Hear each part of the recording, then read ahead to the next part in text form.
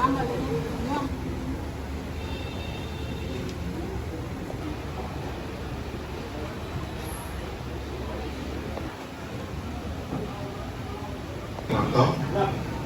terus pimpin saya, kemudian rekan-rekan dan seluruh rekan-rekan salah satunya. Selain itu adalah kita bagaimana menurunkan gangguan Kamtipmas, itu adalah polisi melalui tugas pokoknya masing-masing di satuan kerjanya. Bagaimana cara menurunkan?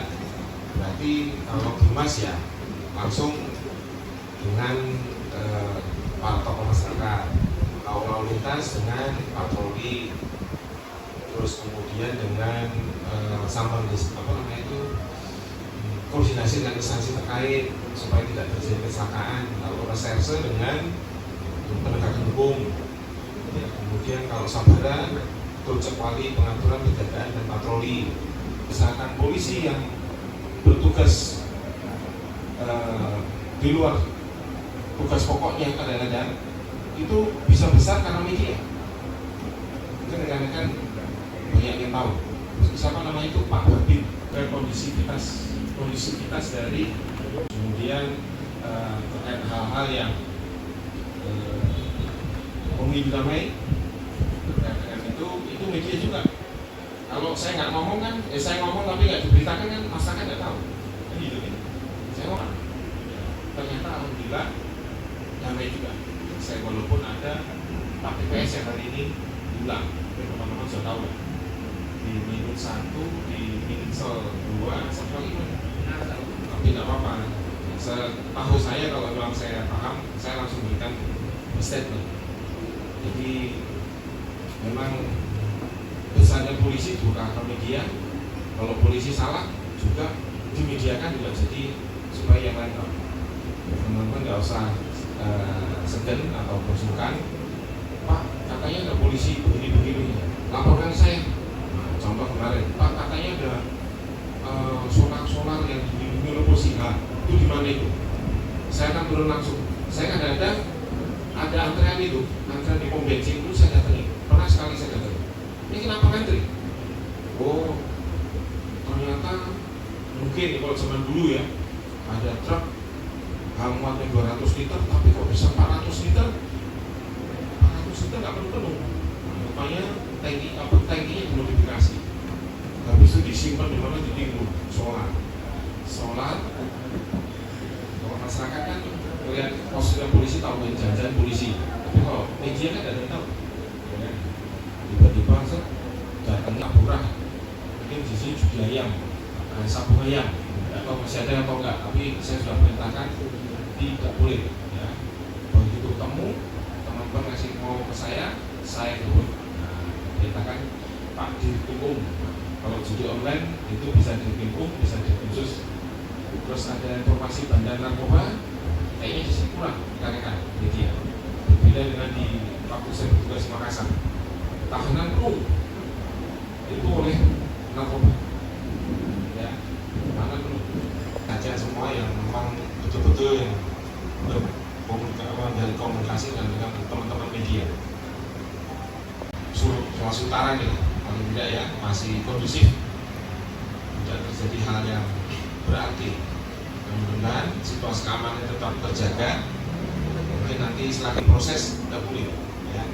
Nanti proses mungkin di Krimsus, mungkin di Krimkum, mungkin tidak boleh karena mengganggu proses begini. Tapi kalau sudah pasti, sudah sah, nah, baru kita bisa menyampaikan kepada rekan-rekan. Kalau nggak kumpulin, sering ngobrol-ngobrol kumpulin, kira-kira ada hal-hal yang perlu kita sampaikan. Makan kan ya? Ke undang-undang KIP, keterbukaan informasi publik, ada informasi-informasi yang dikecualikan. Ya. Karena salah satunya kasus yang masih dalam proses penyidikan. Ya. Kemarin kan kami sudah menyampaikan rilisnya.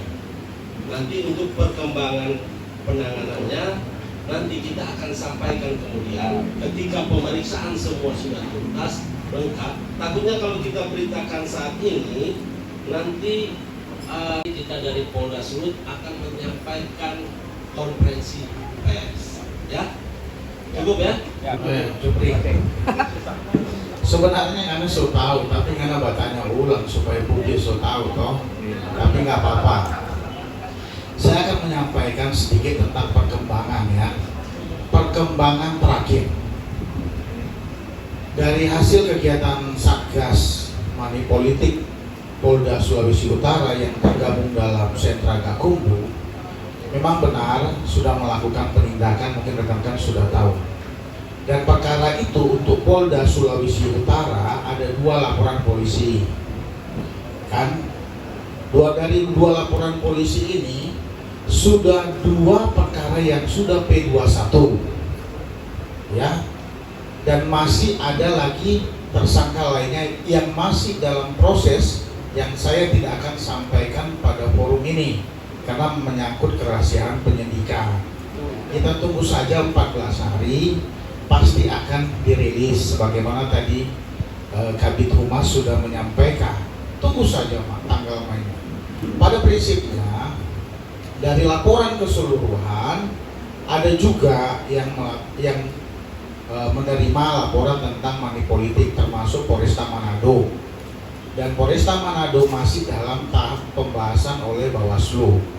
Begitu juga dengan Talaut dan Bolmong. Nah, itu sebagai gambarannya.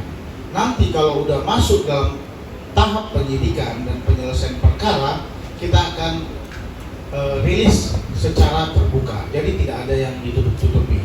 Menyangkut caleg ataupun siapa itu, kita tidak mempengaruhi dalam proses penyidikan. Yang pasti kita akan menetapkan tersangka berdasarkan alat bukti terhadap perbuatan yang dilakukan. Kita tidak melihat siapa calegnya, mau dari partai apa, itu tidak akan dalam kapasitas kita menjawab itu, dan kita tidak memperhatikan itu dalam proses penyidikannya. Yang pasti kita telah mengungkap dan kemarin sudah dirilis oleh Kabid Humas barang bukti yang ada. Saya kira mungkin ini sebagai gambaran buat kita bersama, dan perkara itu sudah tahap 1 di Kejaksaan dan akan secepat mungkin akan disidangkan. Nanti rekan-rekan bisa menghadiri dalam proses persidangan. Dan saya minta dikawal, rekan-rekan jurnalis mengawal dalam proses persidangan nantinya, supaya nanti terbukti jelas hakim dalam memutus suatu perkara berdasarkan keyakinan dan alat bukti yang ada sesuai dengan aturan yang ada. Saya kira itu saja dari Bawaslu Pusat, bahwa khusus untuk Sulawesi Utara money politik yang ditangani satu-satunya dan yang terbesar yang sudah bisa kita ungkap. Bahkan rekan-rekan sudah tahu kan? Nah, siapa yang melakukan itu, dan itu sudah dalam proses penuntutan saat ini. Itu juga mungkin caleg ya. Ya. Saya kira itu saja. Bahwa tahun ini juga kita akan masuk ke pilkada, supaya kita ingatkan jangan sampai melakukan kegiatan yang serupa. Dan kami dari aparat keamanan dan Sentra Gakumdu akan tetap mengawasinya. Terima kasih. Anggota yang berprestasi kita berikan hadiah. Oke. Anggota yang melakukan kesalahan kita berikan punishment. Itu program saya. Udah dari tahun saya kira hampir semua pimpinan Polri mesti sama. Terlibatnya apa ya? Saya harus tanya kepada Biro SDM yang memang yang membidangi masalah kepegawaian. Contoh, ungkap perkara seperti apa yang layak untuk diberikan hadiah, perkara sulit, perkara mudah, itu yang menentukan kriterianya dia. Mungkin kalau mau sekolah, ya bukan penghargaan, misalnya gitu ya. Terus apalagi sekarang lagi musimnya mau masuk sekolah kan gitu. Kira-kira pantas gak yang bersangkutan diberikan penghargaan? Oh ternyata dicek ke belakang, dia sering melakukan pelanggaran. Banyak pelanggarannya daripada pembahasannya. Nah, itu ya yang tahu adalah ini yang tahu adalah SDM. Intinya gitu Pak. Pokoknya yang berhasil kasih penghargaan, yang melanggar kita pansu. Mantap Pak. Ya. Halo. Kami semua ada di sini dan ada juga Kabid Humas. Biar kita nggak salah persepsi. Selama ini rekan-rekan langsung konfirmasi ke saya terhadap perkara. Saya nggak akan jawab. kalau tidak ada restu dari Kabid Humas. Karena memang prosedurnya begitu, harus satu pintu.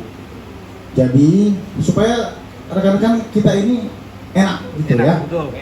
Saya akan menyampaikan keterangan ataupun informasi. Kalian harus seizin Kabid Humas dulu.